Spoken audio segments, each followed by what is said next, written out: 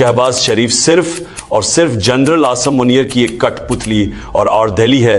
इससे ज्यादा ताकतवर वजीर आजम तो मुशर्रफ दौर में शौकत अजीज था। मैंने अपनी जिंदगी में पाकिस्तान में नाफिज किए गए तमाम मार्शल लॉ यानी अयूब खान, यहिया खान, ज़िया उल हक और मुशर्रफ का मार्शल लॉ देखे हैं।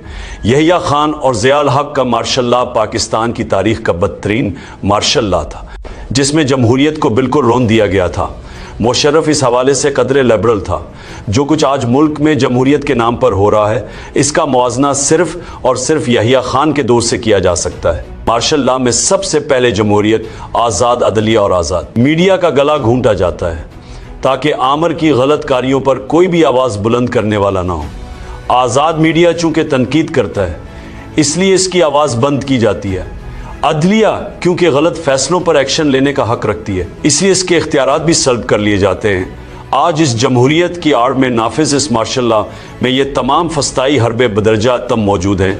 ये कैसी जमहूरियत है जिसमें पाकिस्तान के सबसे मकबूल और बड़ी पार्टी के चेयरमैन का नाम तक मीडिया पर लेने पर पाबंदी है। जैसे हमीदुर्रहमान कमीशन की रिपोर्ट के ज़रिए वाज़े हुआ था कि यहिया खान ने अपनी ताकत और इक़्तिदार की खातिर मुल्क के निज़ाम को तहस नहस किया, वही काम आज भी किया जा रहा है।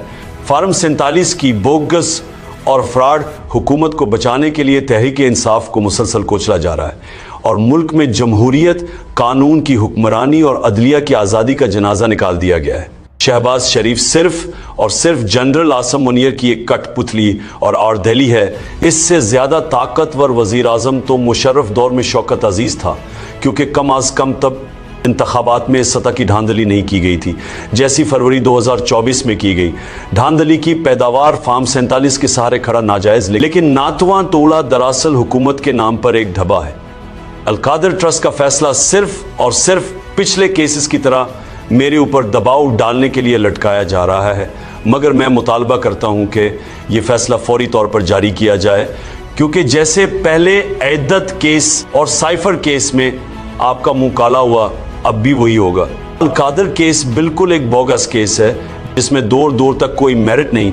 मैंने कोई बिलावल हाउस नहीं बनवाया, बल्कि एक दूर दराज देहात में कौम के बच्चों के मुस्तकबिल की खातिर एक फलाही इदारा कायम किया, जिससे मुझे एक रुपए का फ़ायदा नहीं हुआ और ना होना है। अलकादर ट्रस्ट यूनिवर्सिटी भी शौकत खानम और नमल यूनिवर्सिटी की तरह एक अवामी मदद से चलने वाला फलाही इदारा है। हमें वाज़े तौर पे कहना चाहता हूँ कि मैं नवाज शरीफ और जरदारी की तरह NRO नहीं लूँगा और अदालतों से अपने केसेस ख़त्म करवाएंगे। बुशरा बीबी का किसी से कोई राब्ता नहीं है, ये महज प्रोपेगेंडा है। हमारी मुज़ाकराती कमेटी ही इन मामलात को देख रही है। इस्लामाबाद कत्लेआम को 6 हफ्ते हो चुके हैं। हमारे गुमशुदा अफराद को लेकर हुकूमत की तरफ से कोई पेशरफ्त नहीं की गई। ये मुज़ाकरात की कामयाबी में हुकूमत की गैर संजीदगी का मुंह बोलता सबूत है। पाकिस्तान में माइशत का हाल बदतरीन है, ग्रोथ रेट सैफर है। मसनूई तरीके से डॉलर को काबू में रखना कोई मुआशी कामयाबी नहीं होती। मुल्क में तरक्की सिर्फ सरमायाकारी से आती है और सरमायाकारी कभी ऐसे मुल्क में नहीं आती जहां कानून का वजूद ही फौत हो चुका हो, अदालतें आज़ाद ना हों, दहशतगर्दी हो और जहां असल अवामी नुमाइंदगान हुकूमत की बजाय जेलों में हो। ऐसा मुल्क कभी तरक्की कर ही नहीं पाया।